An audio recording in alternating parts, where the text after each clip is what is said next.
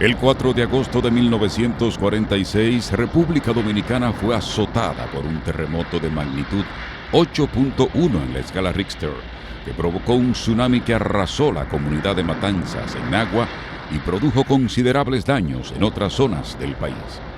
El sismo, considerado el más poderoso del pasado siglo XX, mató más de 125 personas, dejó cientos de heridos, un número indefinido de desaparecidos y al menos 20.000 sin hogar. Eran las 12:55 de la tarde del domingo 4 de agosto de 1946. Se estaba celebrando el 450 aniversario de la fundación de la ciudad de Santo Domingo, cuando se produjo el terremoto cuyo epicentro fue localizado frente a las costas de Nagua, provincia María Trinidad Sánchez. El terremoto produjo un tsunami de unos 5 metros de altitud en la costa de la bahía escocesa. En Matancitas, un poblado ubicado en ese entonces en las afueras de Nagua, el tsunami penetró aproximadamente 2 kilómetros, con olas que alcanzaron los 8 pies de altura. Es el terremoto más poderoso que hemos tenido y que ha liberado la mayor cantidad de energía. Hay que recordar que un terremoto de magnitud 8.1 es 32 veces más fuerte que un terremoto de magnitud 7.1 porque la escala es logarítmica y cada unidad que sube la escala de Richter, la energía se multiplica por 32. Eso fue lo que hizo que se sintiera en toda la región del Caribe. Se percibió en algunas partes del vecino Haití, Puerto Rico, Islas Vírgenes, Jamaica, al este de Cuba, Sur y Centroamérica.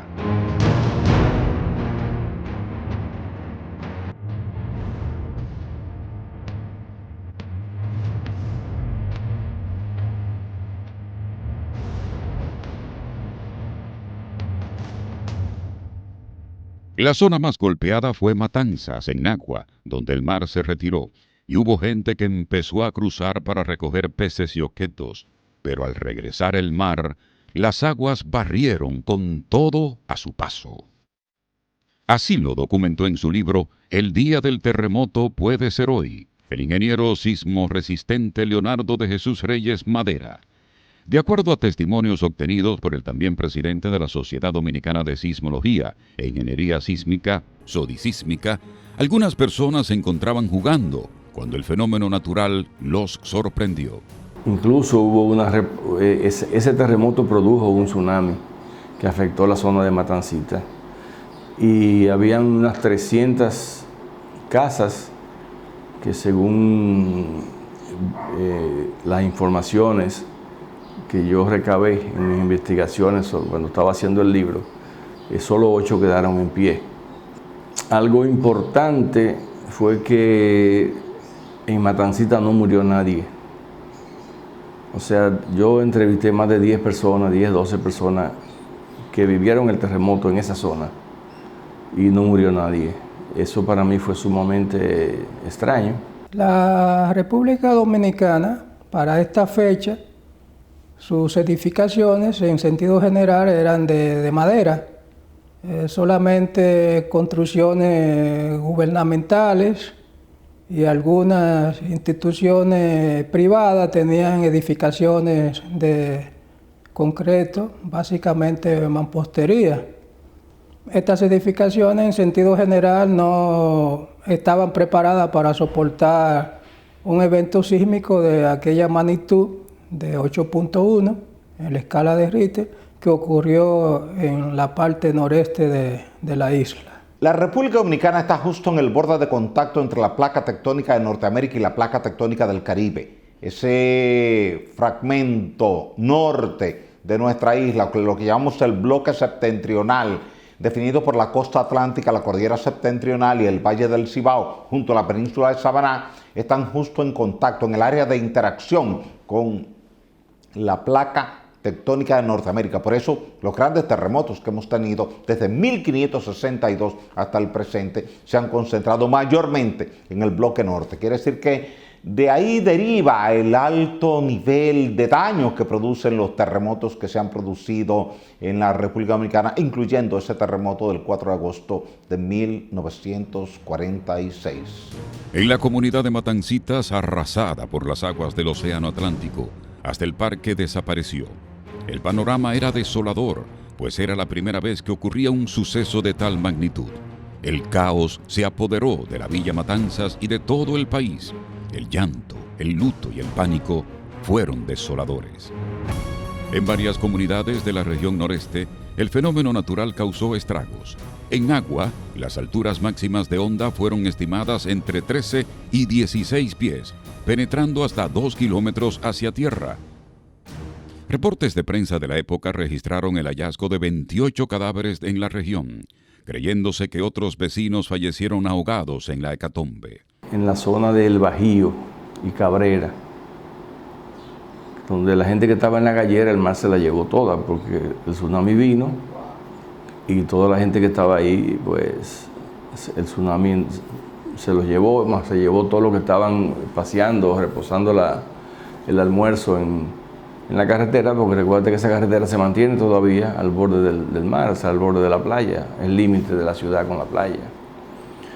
Y ahí fue donde se habla de unas 125 personas que estaban en la gallera, más los que pueden haber muerto, transeúntes que estaban reposando, porque se usaba mucho que los mismos turistas y las personas que vivían ahí reposaban su almuerzo pues, caminando en la carretera, muy poco tránsito de vehículos. Al menos 5 vuelos de 14 aviones socorrieron con ayuda humanitaria a los afectados de la catástrofe.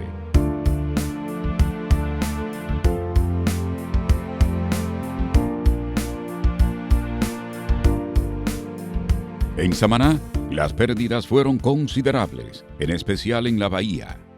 De acuerdo a reportes de prensa, no fue posible rescatar todos los cadáveres, estimados en más de 1.000 por la Marina de Guerra, que hizo ingentes esfuerzos. El evento sismológico que mantuvo en vilo a los dominicanos destruyó edificaciones, casas, vías férreas, carreteras, puertos, puentes, canales de riego. También pérdidas a la agricultura, ganadería y otras áreas vitales de la economía dominicana. En Moca se desplomaron el club recreativo, el mercado público, la casa consistorial. La calle Nuestra Señora del Rosario quedó obstruida por los escombros, mientras que la bóveda de la glorieta del Parque Cáceres y las torres de las iglesias de la ciudad se fueron abajo. En menor grado, sufrieron pérdidas Puerto Plata, Montecristi, Higüey, El Ceibo, Ciudad Trujillo, Azua y Barahona. Hubo que suplir por mar a través de barcos y tirarle con aviones la frazada, las casas de campaña, con alimentos. O sea, hubo un mes y medio muy, muy crítico. Y ese mes y medio fue temblando prácticamente todos los días. En Santiago, un almacén se derrumbó. El canal Presidente Trujillo fue severamente perjudicado. En tanto, en San Francisco de Macorís, la iglesia Nuestra Señora de las Mercedes, el local del Partido Dominicano y establecimientos comerciales experimentaron graves destrozos al ser azotados por la furia del sismo. Los temblores de tierra no cesaron y el luto tampoco. Cada día se encontraban más muertos. Tan solo 4 días después del terremoto, una sacudida sísmica de 7.6 grados en la escala Richter atemorizó aún más al país. Las sacudidas sísmicas se prolongaron por alrededor de 2 años. El pánico se afianzó en la gente que se resistió a dormir en el interior de sus viviendas por temor a ser aplastados por una réplica. Fueron miles de temblores de tierra que ocurrieron en la región. Prueba de esto que algunas personas contaban de que ponían los calderos en los fogones y habían que amarrarlos para que no se cayeran, porque la ocurrencia de los temblores era tan frecuente que fácilmente se le viraban los calderos y se le apagaba el fogón. La gente entró en pánico, entró en miedo, nadie quería dormir bajo techo, la gente dormía en el frente de la casa o en el patio de la casa o en el parque más cercano. Pero durante 2 años consecutivos tuvimos réplicas. Un terremoto de magnitud 8.1 es capaz de producir réplicas durante 2 años. Y así ocurrió en la República Dominicana. Y por eso la gente que aún vive y que estuvo en ese momento cuando se produjo ese terremoto, porque eran niños o jovencitos, recuerdan con angustia, con miedo, con pánico lo que se vivió ese 4 de agosto del año 1946 y el 8 de agosto que fue la réplica, esa réplica mayor. A partir de ahí las réplicas comenzaron a disminuir, pero se sintieron durante 2 años y todo el país estuvo en vilo, en miedo, en pánico, no dormía, pensando que en cualquier momento, por la noche, por la madrugada, podía venir otra sacudida sísmica mayor.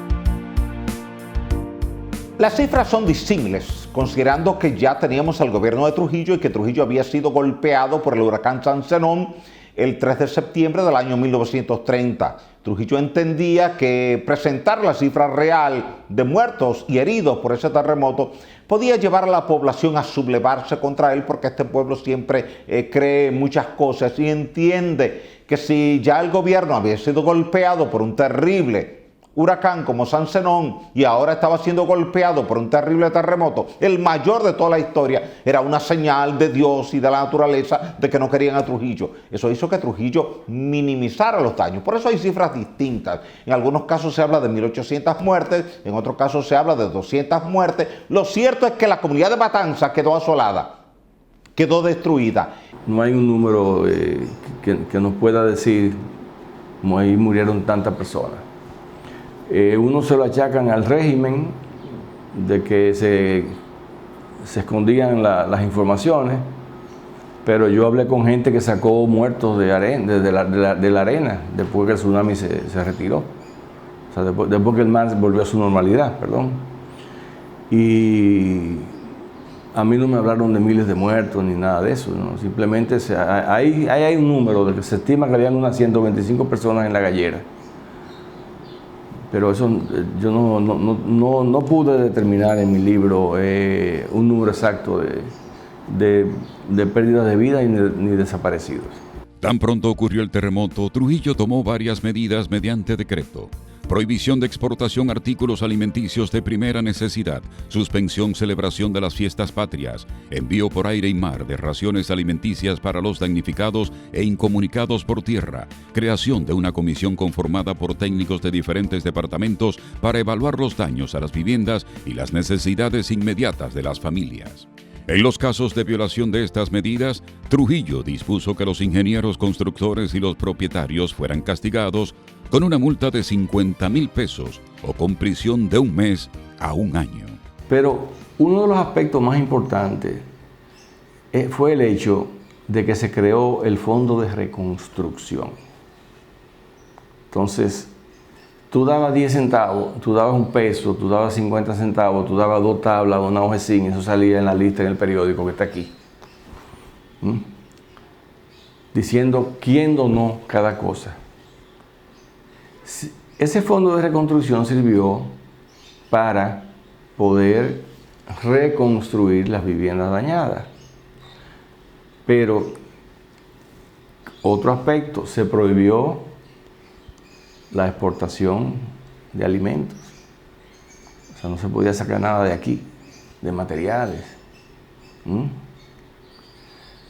Se obligó a utilizar un profesional en la ejecución de las nuevas viviendas. Y si tú eras un propietario y te combinabas con el ingeniero para que te salieran las cosas más económicas, iban presos los dos. Otras de las medidas adoptadas por el presidente Trujillo fue traer al país a solicitud de la Universidad de Santo Domingo al reverendo J. Joseph Lynch, director del Observatorio Sísmico de la Universidad de Fordham, en Nueva York, Estados Unidos, para que explicara a la población en general y a los estudiosos las causas, daños y alcances del evento de la madre naturaleza. El reputado sismólogo llegó al país por avión acompañado por una comitiva de expertos. Como invitado de honor de la Universidad de Santo Domingo, Lynch dictó una conferencia magistral en el Paraninfo de la Academia Estatal acerca del sismo del 4 de agosto de 1946, la cual fue calificada por los medios de comunicación como brillante.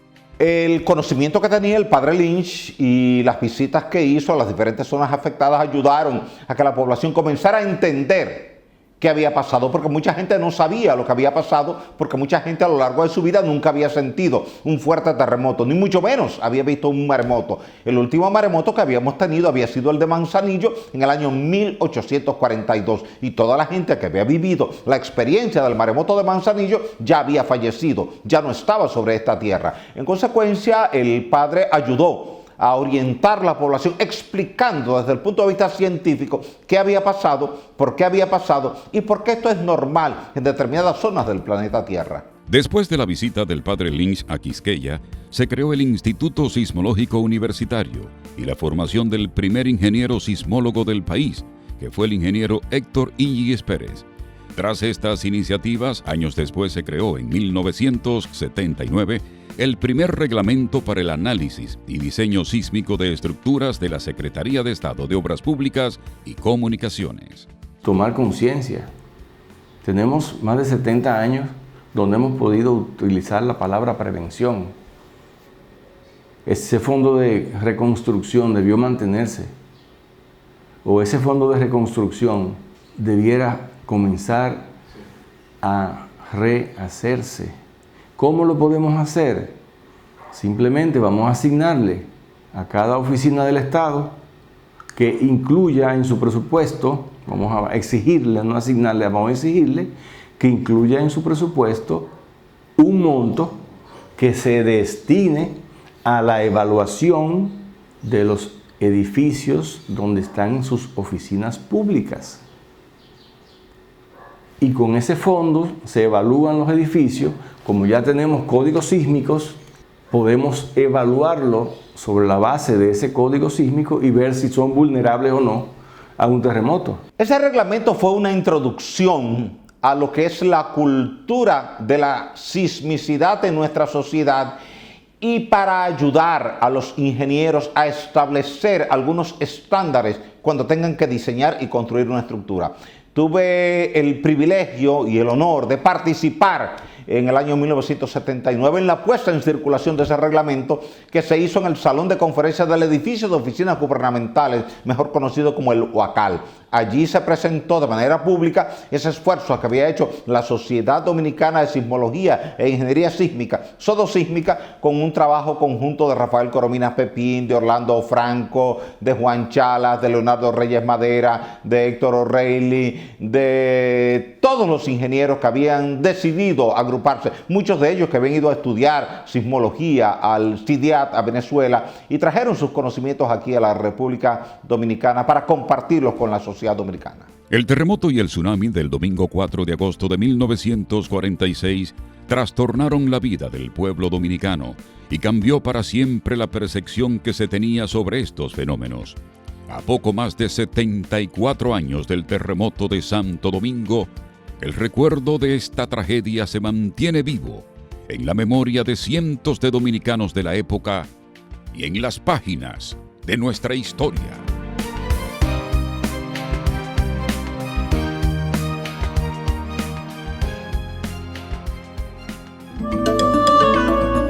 Videocine Palau, canal oficial de René Fortunato en YouTube. Suscríbete.